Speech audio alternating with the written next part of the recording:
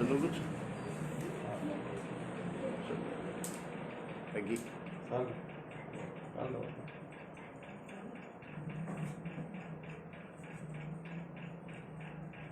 ప్రార్థన చేసుకుందాం. ప్రభువానికి ఎంతో వందనాలు. ఇంతవరకు నీ దయాకృప కనికరాలు మా జీవిత యాత్రలో మాకు తోడుగా ఉండి సంవత్సరములు, మాసములు, వారములు, దినాలు కాపాడుతూ వచ్చిన సమయాలు బట్టి వందనాలు చెల్లించుకుంటున్నాం. రైతములు జ్ఞాపకం చేసుకొని ప్రభువా నీ యొక్క సన్నిధిలో మరి యొక్క ప్రభుదినం మాకు అనుగ్రహించినారు. మీ లేఖన భాగాలు మేము ధ్యానించుకొని ఆరాధించి నీ ప్రభువులలో పాల్గొందుటకు మమ్మల్ని సిద్ధపరచు. వచ్చిన వారిని బట్టి వందనాలుగా రావాల్సిన వాళ్ళు తీసుకుందా ఈ ఆత్మ సహాయం కింద ఉంచుకొని రక్షకుడుగా ప్రభుగా దయతో జ్ఞాపకం చేసుకో. యేసునామమున ప్రార్థిస్తున్నాం ప్రభువా, ఆమేన్.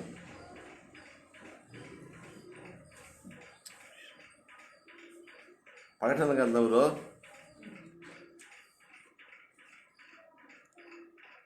3వ అధ్యాయము 14వ వచనములో లవోదికీయలో ఉన్న సంఘపు దూతకు ఇలాగ వ్రాయుము, ఆమేనును వాడును నమ్మకమైన సత్యసాక్షియు దేవుని సృష్టికి ఆది అయిన వాడు చెప్పు సంగతులేవనగా. ప్రకటన గ్రంథం 3:15 చదవండి.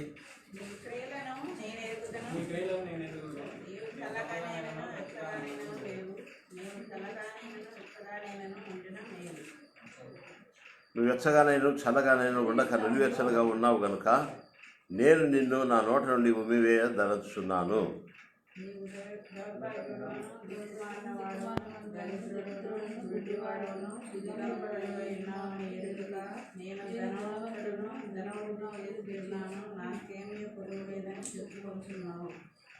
నువ్వు ధనవృద్ధి చేసుకున్నట్లు అగ్నిలో పుటం వేయబడిన బంగారమును నీ దిశ వెళ్ళ సిగ్గు కనబడినట్లు ధరించుకోటకు తెల్లని వస్త్రం నీకు దృష్టి కలుగునట్లు నీ కళ్ళకు కాటుక నా యొద్ద కొనుమని నీకు బుద్ధి చెప్తున్నాను. 19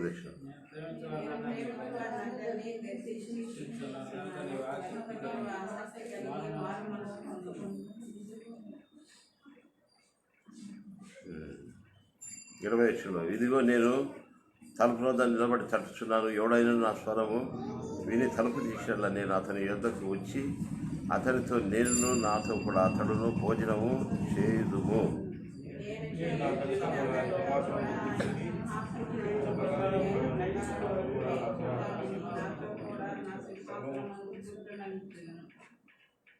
ప్రభు వాక్యం దీవించుగాక.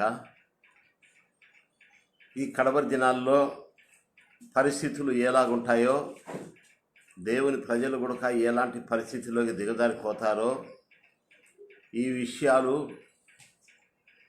ఈ ప్రకటన గ్రంథంలో ఉన్నటువంటి 7 సంఘాల గురించి, ఈ కడవరి కాలమునకు ఈ పరిశుద్ధ గ్రంథంలో రాయబడినటువంటి ప్రకటన గ్రంథంలో ఉన్నటువంటి సంగతులు, ఈ కడవరి దినాలకు వీటిని జ్ఞాపకం చేసుకుంటుండండి అని మరి దైవజనుడు భక్త్ సింగ్ గారు ఎన్నో మాటలు ఈ యొక్క 3 అధ్యాయాల్లో 1, 2, 3 అధ్యాయాలు ప్రకటన గ్రంథంలో 3 అధ్యాయాలు 7 సంగతుల గురించి చాలా పర్యాయములు ఈ కడవరి దినాల్లో ఇటువంటి జరుగుతాయని చెప్తా వచ్చేటట్టు వాడు. అయితే ఇప్పుడు ఈ పరిస్థితులను బట్టి ఈ మాటలు మేము ధ్యానించుకుంటున్నాం. లోకములో ఈ దినాల్లో ఇటువంటి పరిస్థితులే జరుగుతున్నాయని మనము జ్ఞాపకం చేసుకుంటున్నాం. ఇవి మనకు హెచ్చరికగాను, లోకంలో ఉన్న ప్రజలకు కూడా హెచ్చరికగాను, దేవుని ఎరిగిన వారికి, దేవుని తెలుసుకున్న వారికి కూడా, దేవుని తెలుసుకున్నటువంటి వారు కూడా ఎటువంటి పరిస్థితుల్లో వెళ్ళినారనేటివి మనకు అర్థమవుతున్నాయి. ఇక్కడ చూస్తే లవోదికీయ సంఘము అనగా మరి లోకమును ప్రేమించినటువంటి ప్రజలు లవోదికీయ అనేటువంటి బైబిల్ ఆకార సూచికలో చూస్తే వీళ్ళు మొదట దేవుని ప్రేమిస్తూనే ఉండి మరిలీ ఈ యొక్క వారి యొక్క కడవరి దినాల్లో పరిస్థితులను బట్టి మళ్ళా వాళ్ళు లోకమును ప్రేమించేటువంటి పరిస్థితిని దిగజారి వెళ్ళినారంట. ఏ రీతిగా వాళ్ళు దిగజారిపోయినారంటే ఇక్కడ 3వ అధ్యాయం 16వ వచనంలో ఉంది, నువ్వు వెచ్చగానైనను చల్లగానైనను ఉండక నులివెచ్చనగా ఉన్నావని నేను నిన్ను నా నోట నుండి ఉమ్మియే ఉద్దేశిస్తున్నాను. అంటే నువ్వు ఉంటే చల్లగానన్నా ఉండు, లేకపోతే ఎచ్చగానన్నా ఉండు. అపోస్తుడైన పౌలు కూడా వచ్చి ఈ లవోదికీయ సంఘానికి హెచ్చరించినప్పుడు ఒకసారి బాగా వెలిగించబడి వెచ్చదనం వచ్చేసి నిప్పు వలె ఉండి మళ్ళీ కొన్ని పరిస్థితులు జరగాల కల్లా మళ్ళా చల్లదనంలోకి వచ్చేసినారు. అనగా వెచ్చగా చల్లగా 2 రకాలుగా దేవుని బిడ్డలు ఉండడం అనేది దేవునికి ఇష్టం లేదు. ఉంటివా నీవు అట్ట చల్లగానన్నా ఉండు, లేకపోతేవా నువ్వు అట్ట ఎచ్చగానన్నా ఉండు. చల్లగా ఉండి నువ్వు లోకంలో ఉంటే అట్లాగే జీవించు, లేక నువ్వు దేవునికి భయభక్తులు కలిగి జీవించేటట్టు ఉంటే కనుక మళ్ళా నువ్వు దేవునికి భయపడి ఎచ్చదనముగా మండుచున్న నిప్పు వలె ఉండడానికి ప్రయత్నం చేయంటున్నాడు. నువ్వు ఈ రీతిగా చల్లగా వెచ్చగా ఉండకుండా నులివెచ్చని స్థితిలో ఉంటే గనక మరి నీ జీవితం ఎలాంటి విధానంగా పోల్చబడినది అంటే ఏమంటున్నారంటే, నిన్ను నా నోట నుండి ఉమ్మివేసేదను, నా నోట నుండి ఉమ్మి వేసేదను. అనగా మనుషుడు ఒక్కసారి నోటిలో నుండి ఉమ్మి వేస్తే మళ్ళా దానికి తీసుకోడు, అది ప్రయోజనకరమైనది కాదు. మళ్ళా నోట్లో పెట్టుకునేదానికి కానీ ఆ ఉమ్మి దేనికైనా ఉపయోగపరిచేదానికి కూడా పనికిరాదు. అనగా లోకములో దేవుని ఎరిగి మళ్ళా చల్లదనం అయిపోయినవారంటే కనుక మళ్ళీ లోకములోకి వెళ్ళిపోతే అటువంటి ప్రజలు దేనికి పోలుస్తున్నారంటే, ఒకసారి ఉమ్మేసిన తర్వాత మళ్ళా మనం తీసుకోము, అది దేనికి ప్రయోజనం లేదు. అంటే మానవుడు బాగానే ఉన్నాడు కానీ, లోకంలో ఉన్నాడు కానీ, హోదాల్లో ఉన్నాడు కానీ, రంగు భాషలు కలిగి ఉన్నాడు కానీ దేవుని దృష్టికి ప్రయోజనం లేనటువంటి వాడుగా కింద వేయబడినటువంటి ఉమ్మికి పోల్చబడినాడు. ఎంత గొప్ప ఆశ్చర్యమైన సంగతులు! ఈ విషయం లోకంలో ఉన్న ప్రజలకు కానీ మరి దేవుని ఎరిగి తొలిపోయినటువంటి వారికి కూడా తెలియదు. ఇది దేవుడు మనకు హెచ్చరిక రాయించినాడు. దైవజనుడు భక్సింగ్ గారు కూడా ఈ మాట నొక్కి చెప్తా వచ్చాడు. ఒకసారి మన నోట నుండి ఉమ్మి కింద పడవేసిన తర్వాత మళ్ళీ దాన్ని తీసుకొని ఏమిటికి ఉపయోగించం. అదే రీతిగా మానవ జీవితంలో దేవునిలో నుండి తొలగిపోతూ వస్తే వారు దేనికి ప్రయోజనం లేకుండా అయిపోతారు. చూసారా, మానవుడు మరి ఆయన సృష్టించి రక్షించి భూమి మీద ఎన్నో ఏళ్ళు బ్రతికించిన తర్వాత పేరుకు మాత్రం నేను బ్రతికి ఉన్నాను, జీవిస్తున్నానని అనుకుంటున్నాడు. కానీ దేవుని దృష్టిలో అతడు నిష్ప్రయోజకుడుగా ఉంటున్నాడని హెచ్చరిక ఇస్తున్నాడు. రావు చూసారా ఏమంటున్నాడు? నువ్వు దౌర్భాగ్యుడవు, దిక్కుమాలిన వాడవు, దరిద్రుడవు, గుడ్డివాడవు, దిగంబరి వై ఉన్నావని ఎరుగక నేను ధనవృద్ధి చేసుకొని ఉన్నాను, నాకేమీ కొదవలేదని చెప్పుకొనిచున్నావు.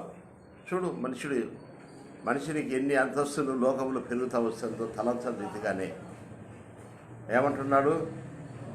నువ్వు దౌర్భాగ్యుడవు, ఒకటి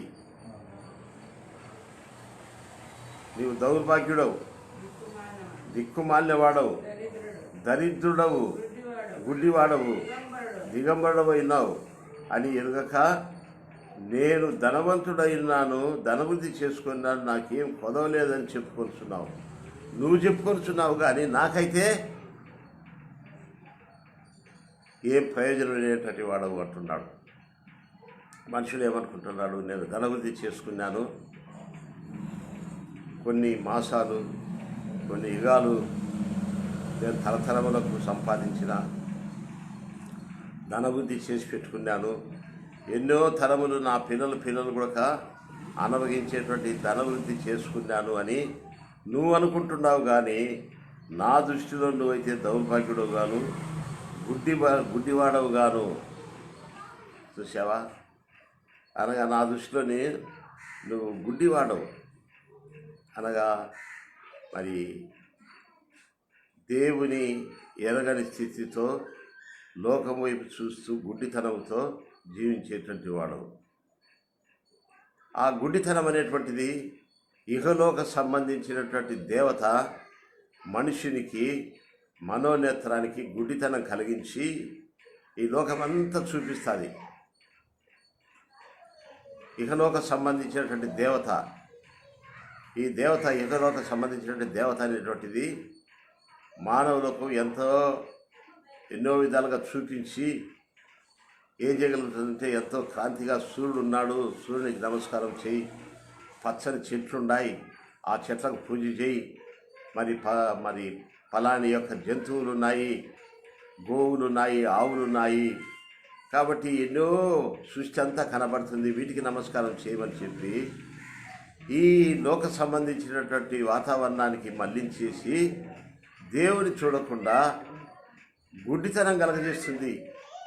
ఈ ధనాపేక్ష, ఈ లోకం అనేటువంటిది మనందరం కూడా నీవు అందరం కూడా ఈ లోకం అనేది మనలోనికి వచ్చి మన మనోనేత్రము అనగా దైవికమైనటువంటి నేత్రం లేక లోక సంబంధించినటువంటి వాటిని చూసి మనం గుడ్డివాళ్ళం అయిపోయినాం.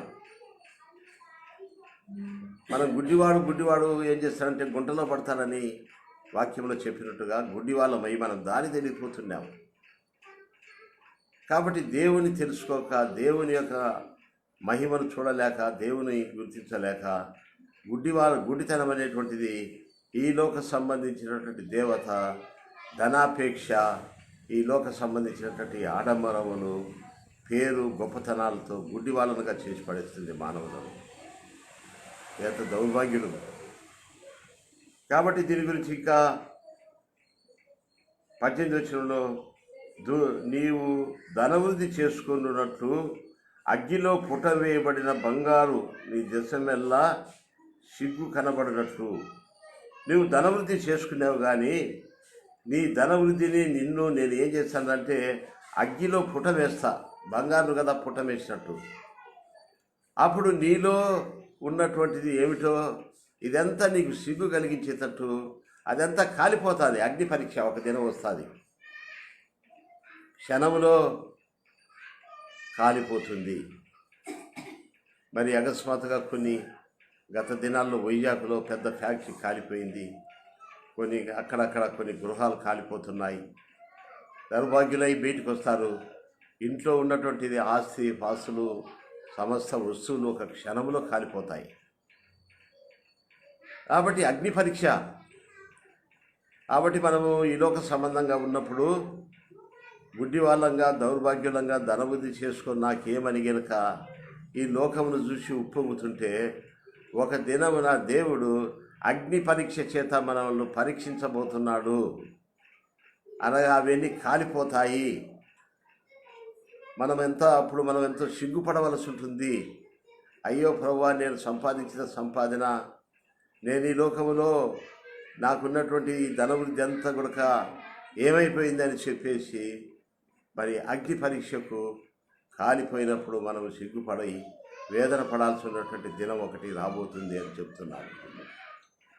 ఈ కడవరి కాలంలో ఇవే జరుగుతున్నాయి. సంపాదిస్తారు కానీ అనుభవించలేకుండా, మరి తీసుకెళ్ళలేకుండా దౌర్భాగ్యుల వెళ్ళిపోయినటువంటి వాళ్ళు ఎంతోమంది మన కళ్ళ ఎదుట ఇప్పుడు కూడా ఉంటున్నారు. వాని గురించి వింటున్నాం, చూస్తున్నాం.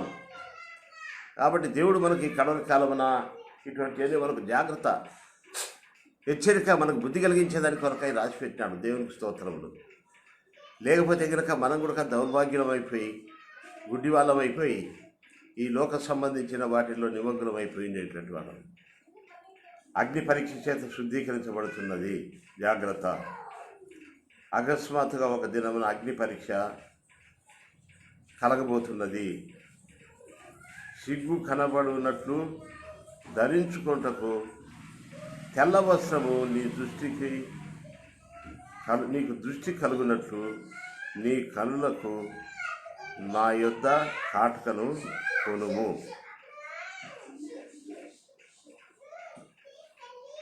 ఇక్కడికి వచ్చేది ఆ సౌండ్. కాబట్టి ఏమిటంటే నీ గుడ్డితనము తొలిగిపోయి నీవు దేవుని చూసేదాని కొరకు నా యొద్ద కాటుకున్నది, ఆ కాటుకను కొనుము అని చెప్తుండేవాడు.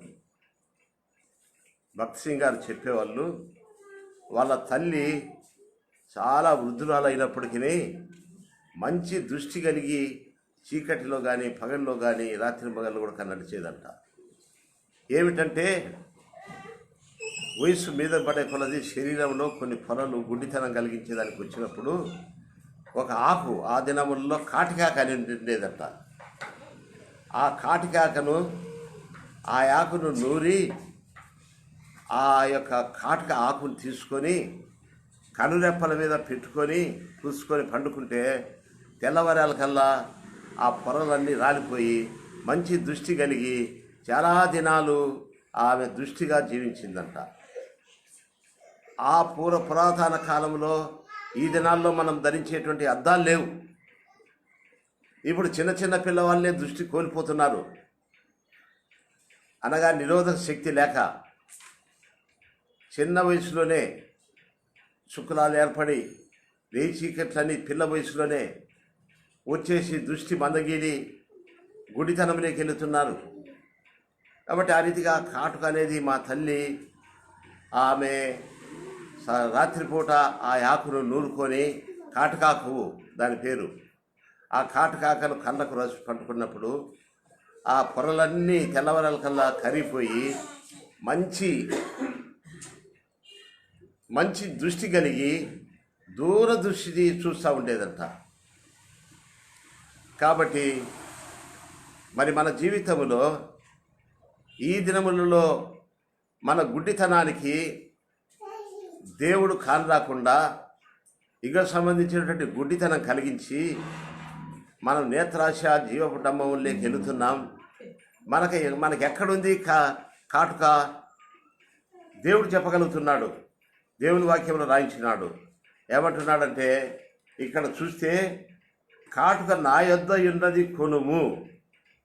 ఏమంటున్నాడంటే కనబడినట్లు ధరించుకొనుటకు తెల్లని వస్త్రములు దృష్టి కలుగునట్లు నీ కనులకు కాటుక నా యొద్ద కొనుమని నీకు బుద్ధి చెప్పుచున్నాను. దేవుని వద్ద కాటుక ఉందంట. ఏంటి ఆ కాటుక?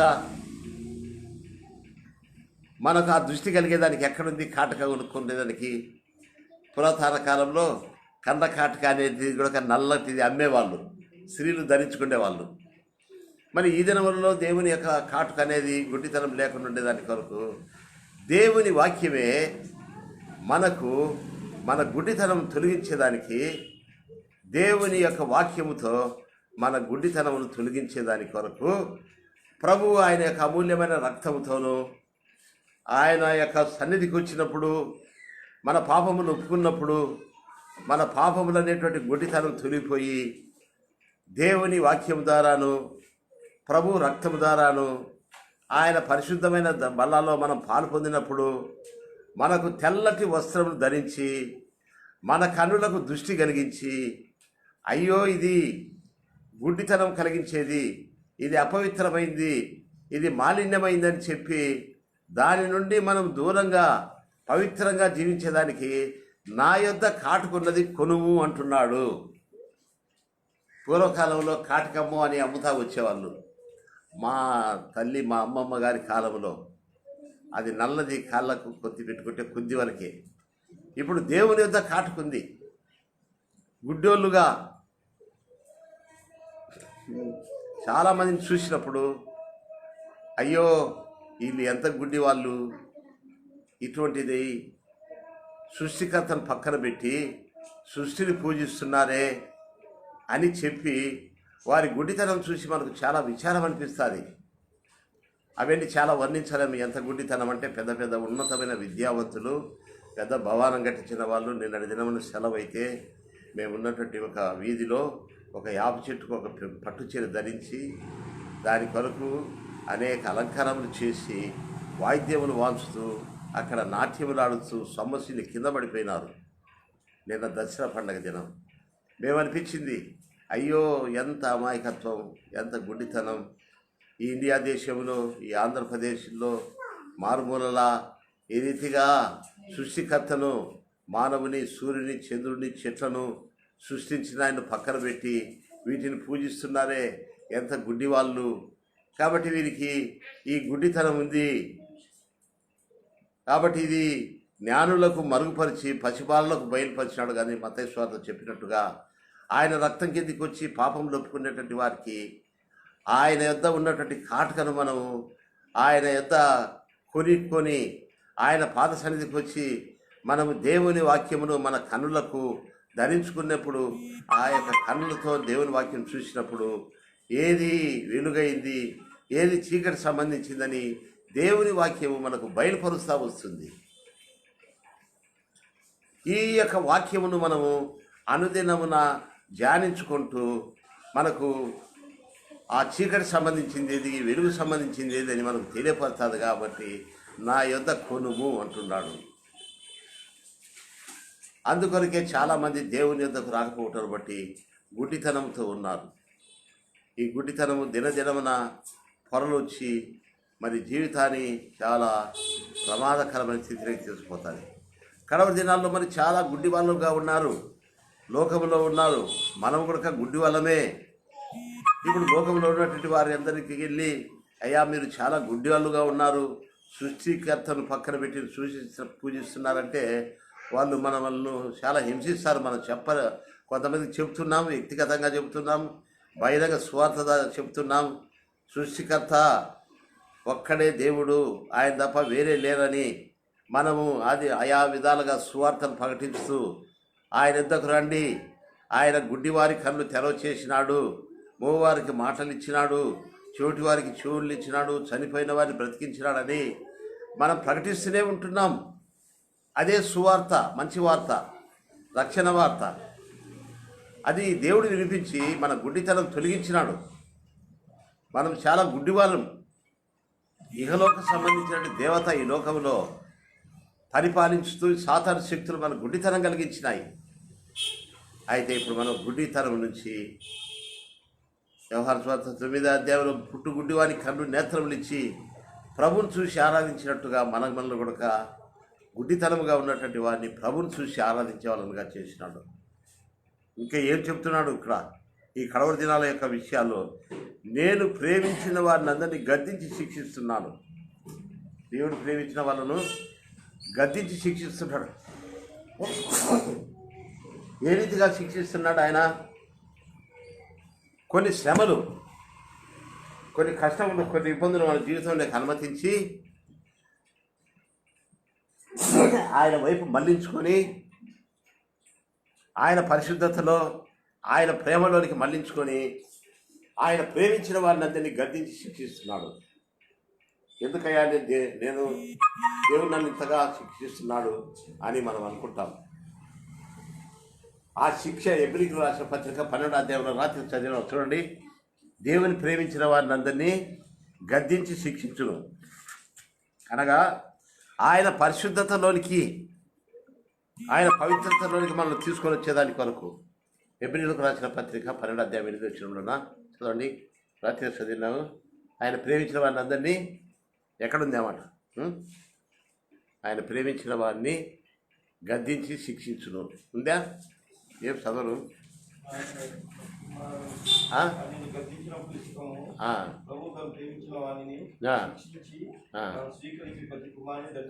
గద్దించుడు ఎన్ని వచ్చిన అది 12:6లో. కాబట్టి ఎందుకు ప్రభు మనల్ని గద్దించి శిక్షిస్తున్నాడంటే, మన పిల్లలను ఎందుకు గద్దించి క్రమశిక్షణలో పెంచుతున్నామంటే వాళ్ళు మంచి మార్గంలో నడుచుకునే దాని కొరకు. అనగా మనం ఇంకా పరిశుద్ధత లేనికి వచ్చేదానికి, పవిత్రత లేనికి వచ్చేదానికి గద్దించిన వాడిని ప్రేమించి గద్దించి శిక్షిస్తున్నాడు. ఆ రీతిగా చేసి ఏం చేయబోతున్నాడు?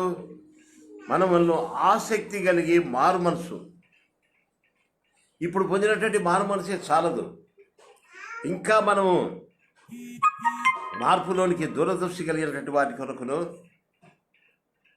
ఆయన వెలుగును, ఆయన పరిశుద్ధతలోనికి వచ్చేదాని కొరకును, ఇంకా మనము ఆయన యొక్క పరిశుద్ధతలో పాల్పొందేదానికి మనం ప్రేమించి గద్దించి శిక్షించి పరిశుద్ధతలో పాల్పొందే వాళ్ళగా మనం చేస్తూ వస్తున్నాడు. తర్వాత ఇంకేం చెప్తున్నాడు? ఆ విధానంగా నేను జయించి నా తండ్రితో కూడా జయించు అని నాతో కూడా నా సింహాసనం ముందు కూర్చుండనిచ్చేదను. దానికి ఇంకా పై వచనంలో 20 ఏమంటారంటే, ఆసక్తి కలిగి మారు మనసు పొందితే ఇదిగో తలుపు నద్ద నిలుచుండి తట్టుచున్నాను, ఎవడైనా నా స్వరం విని తలుపు తీసినలా నేను అతని యుద్ధకు వచ్చి అతనితో నేనును నాతో కూడా అతడు భోజనం చేయదు. కాబట్టి నేను శిక్షించి గద్దించి పరిశుద్ధతలో నుంచి గుడ్డితనంలో నుంచి పవిత్రత తీసుకొని వచ్చి ఇక నీకు నాకు ద్వారం తెరవబడి మన ఇద్దరము ఆయన యొక్క సన్నిధికి మన హృదయములు మన కొరకు మంచి దేవుడు మంచి ద్వారం తెరిచి ఆయనతో కూడా మనము భోజనం చేసేటువంటి వాళ్ళుగా మరో వాళ్ళ దగ్గర మనం కూర్చోబెట్టుకుని పోతున్నాము. నాతో నువ్వు భోజనం చేయి, నేను నీతో భోజనం చేస్తాను. నీ భోజనం ఏమిటి? ప్రభు వాళ్ళ దగ్గరికి వచ్చి, ప్రభు గత కాలంలో నేను దౌర్భాగ్యుడిగా ఉన్నాను, గుడ్డివాడుగా ఉన్నాను, మరి నేను ధనాపేక్ష కలిగి ఉన్నాను ప్రభు, మరి నన్ను నువ్వు నాకు కాటుక ఇచ్చి నా గుడితనం తొలగించినావు ప్రభు, నన్ను ప్రేమించి గద్దించి శిక్షించినావు.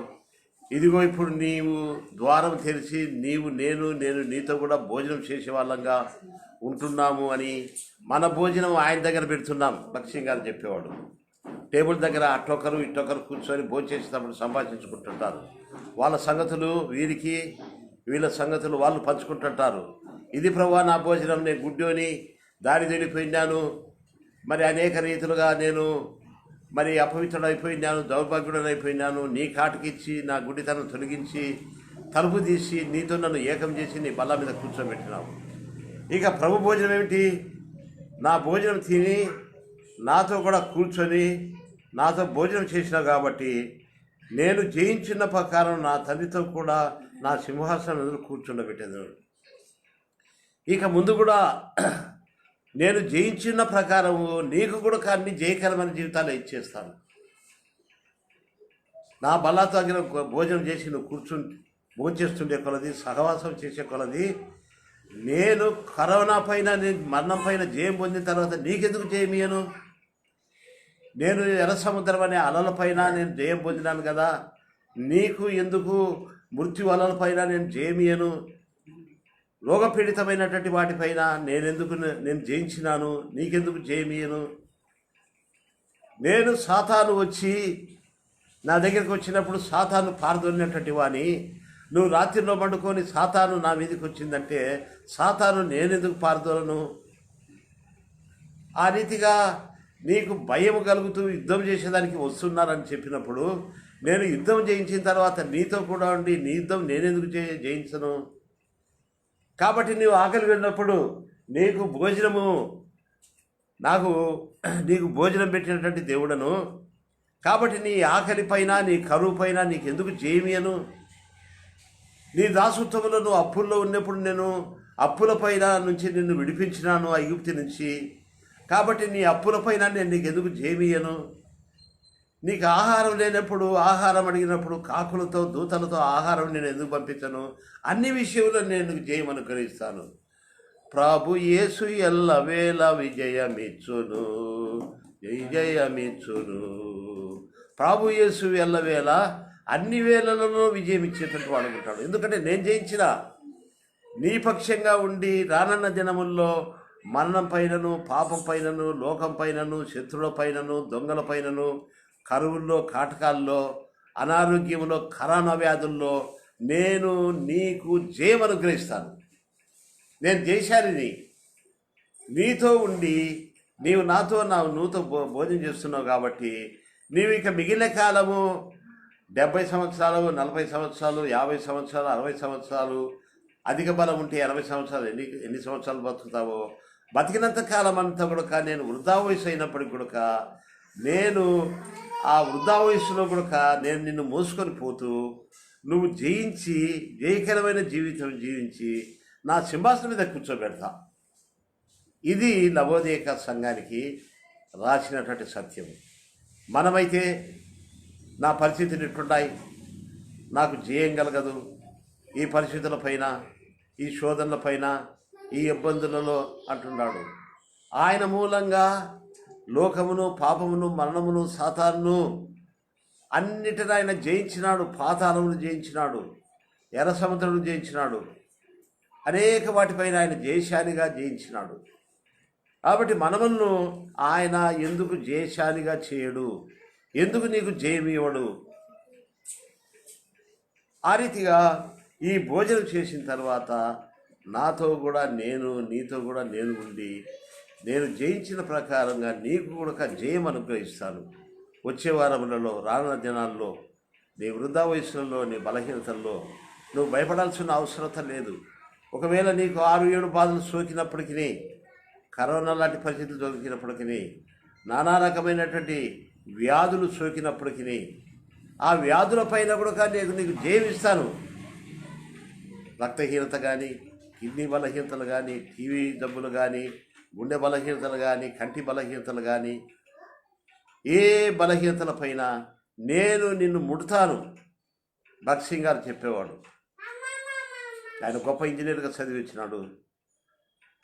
ప్రభువా, నేను ఇంజనీర్గా చేసిన డబ్బంతా నీకు ఇస్తాను, నన్ను వదిలిపెట్టు, నేను సేవ చేయమని పిలుస్తున్నాను, నేను చేయలేను ప్రభు అంటే, నీ డబ్బు వద్దు, నువ్వే నాకు కావాలి. సరే ప్రభు అని ప్రభు సేవకు వచ్చినాడు. ఇక్కడ నువ్వు దేవుని గురించి ఈ స్థలంలో నువ్వు సువార్త చెప్పమన్నాడు. ప్రభువా, నేను ఏం చెప్పగలను? నేను నత్యోని రొంచేపు మాట్లాడితే చాలు, నోరు నాలుక తడబడుతుంది, నేను మాట్లాడలేనంటే నువ్వు నోరు తెరువు అన్నాడు. ఎట్లా తెరవాలో ప్రభువా, నువ్వు ప్రార్థన చేసుకొని మోకరించినాడు. ప్రభువా, నా నాలుకను నువ్వు ముట్టు అన్నాడు. గంట సేపు మాట్లాడుతుంటే ఇంకా స్వరం వస్తుంది, అట్లా నత్తి ఎట్టపోయిందో. అందుకే భగత్ సింగ్ గారు చెప్పేవాడు, ప్రభు పాడని ముట్టినాడు, విధవరాలు కుమార్ని, రక్తవర్ణ స్త్రీని ముట్టినాడు, గుడ్డివాడిని ముట్టినాడు, కుష్ఠరోగిని ముట్టినాడు. మన బలహీనతల్లో మన శరీరము, మన గుడ్డితనము, మన కిడ్నీలు, మన రక్తహీనత, మన గుండె జబ్బు, మనకు ఏ వ్యాధి సంభవించినప్పటికీ భగత్ సింగ్ గారు చెప్పాడు, ఓ లార్డ్ యూ టచ్ మీ, ఓ దేవా నన్ను ముట్టు అని నిమిషము ప్రార్థనలో, బలహీనతల్లో ఆయన అడుగుతూ వచ్చేవాడు. మనము కూడా జయం పొందేదాని కొరకు మనకు సూత్రాలు నేర్పించినాడు. ప్రభువా, నా కనుదృష్టి ముట్టు, నా నోరును ముట్టు, నా నాలుకను ముట్టు, నా ఎముకల్లో కాల్షియం లేదు, నువ్వు ముట్టు, నా కాళ్ళు, నా చేతులను సడలింపచి, నా కిడ్నీలు, నా బలహీనతలని. ఆ విధవరాలు ఆ పాడని తీసుకొని వచ్చేటప్పుడు నాకు ఒక్కడే కుమారుడు ఏడుస్తే ప్రభు ఆ పాడని ముట్టగానే ఆ యవనస్తుడు చనిపోయిన వాడు లేచి కూర్చున్నాడు, గుడ్డివాడిని ముట్టినాడు. కాబట్టి ఆ రీతిగా దేవుడు ఈ ప్రకటన గ్రంథం కడవరి దినాల్లో మనకు జయశాలి అనేటువంటి ఆయన దొరికినాడు. అనేక ప్రతిశోధనపై నేను నీకు జయం అనుగ్రహిస్తాను చెప్తున్నాడు.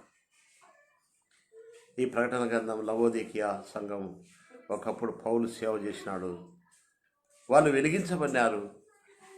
క్రమక్రమంగా కరువులు, కాటకాలు, బాధలు వచ్చే కొలది వాళ్ళు ఏమైపోయినారంటే కనుక, ఇదిగో నువ్వు నిలువెచ్చని స్థితికి వచ్చినావు అనగా మనం ప్రభు వాళ్ళ దగ్గరికి వచ్చేసినప్పుడు మనము పరీక్షించుకునేదానికి మన ఎదుట ప్రభు వల్ల ఇది టెస్టు అనగా పరీక్ష. మనకు ఏ రీతిగా శరీరంలో బీపీ ఎంతుంది, షుగర్ ఎంతుంది అని మనము టెస్టు చేయించుకుంటామో ఆ రీతిగా ప్రభు వాళ్ళ దగ్గరికి వచ్చేసినప్పుడు పరీక్షించుకున్నప్పుడు ఏ విషయంలో మనం చల్లదనం అయిపోయినాం, కూలైపోయినాం, చల్లారిపోయినాం, ఉదయమున వాక్యం చదువుకోలేదా, లేకపోతే యేసు రక్తంతో మనం కడగబడలేదా, లేకపోతే సహవాసం మానేసినామా, లేకపోతే ఆరాధన మానేసినామా, దేవుని సన్నిధిలోకి సహవాసంలోనికి మనం రాలేకపోయినాం, చల్లంగా అయిపోయినామా, కొంతమంది చల్లటి కాలం వస్తుంది. ఇంకా పల్లెటూరులో గ్రామాల్లో ఏం చేసేవాళ్ళంటే ఆ చలి బాడీ కూల్ అయిపోయి ఆ చలికి పనులు చేసుకోకుండా నీరసమైపోతారు మనుషులు. పల్లెటూళ్ళలో ఆ ప్రాంతాల్లో కూడా ఏం చేస్తారంటే పొద్దున్నే ఒక చలి మంటలు కొన్ని వేసుకొని కొన్ని ప్రాంతాల్లో ఆ ఎచ్చదనం కొరకు ఆ నిప్పులు దగ్గర కూర్చుంటారు. అదే కొన్ని పర్యాయం చల్లదనం అయిపోయినప్పుడు, మనం చల్లారిపోయినప్పుడు, ఎంత చల్లారిపోయినప్పుడు అంటే పూర్తిగా ఇంకా డౌన్ అయిపోయి ఉంటాం, చల్లగా కూల్ అయిపోయి ఉంటాం. అంటే ప్రార్థన రాదు, ఇక వాక్యం చదువుకోలేం, నోరెగదు, చల్లదనం అయిపోయి ఉంటాం. అప్పుడు దేవుని దగ్గరికి వస్తే ఎబ్రిలకు రాసిన పత్రిక 12వ అధ్యాయం చివరి వచనంలో ఆయన ఎటువంటి వాడంట చెప్పండి, ఆయన దాహించు అగ్ని అయినాడు. చదవండి, ఎబ్రిలకు రాసిన పత్రిక 12వ అధ్యాయము. దేవుని సన్నిధికి వస్తే మనం కూలైపోయినప్పటికీ, నేను సాక్ష్యం చెప్పలేను, నేను ఆరాధించలేను చెప్పినప్పటికీ సహవాసంలో వచ్చి కూర్చుంటే ఎబ్రిలకు రాసిన పత్రిక ఏమంటారు చివరి వచ్చినాం దేవుడు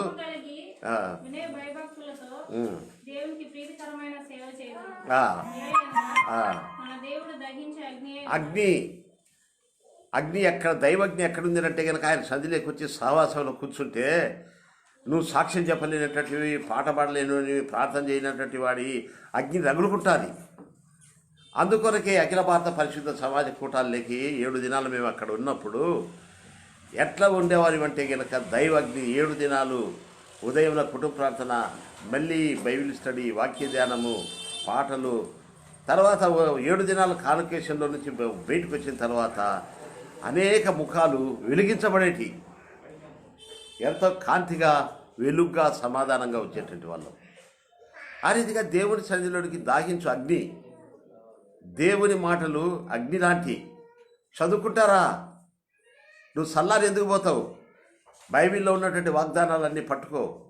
ప్రభువా, నువ్వు నిప్పు లాంటి వాడవు. ఇదిగో నా యొక్క గుండె కొట్టుకొనిచుంది, నా కిడ్నీ బలహీనమైపోతుంది, నా నోరు నత్తి అయిపోతుంది, దేవా నన్ను ముట్టు, నన్ను తాకు అని చెప్పు. వెంటనే దేవుడు దైవాగ్నితో నీ తలంపులు నిన్ను ఎచ్చదనం కలిగిస్తాడు. ఇది నా సొంత అనుభవం కూడా. దేవుడు దాహించు అగ్ని అంటున్నాడు.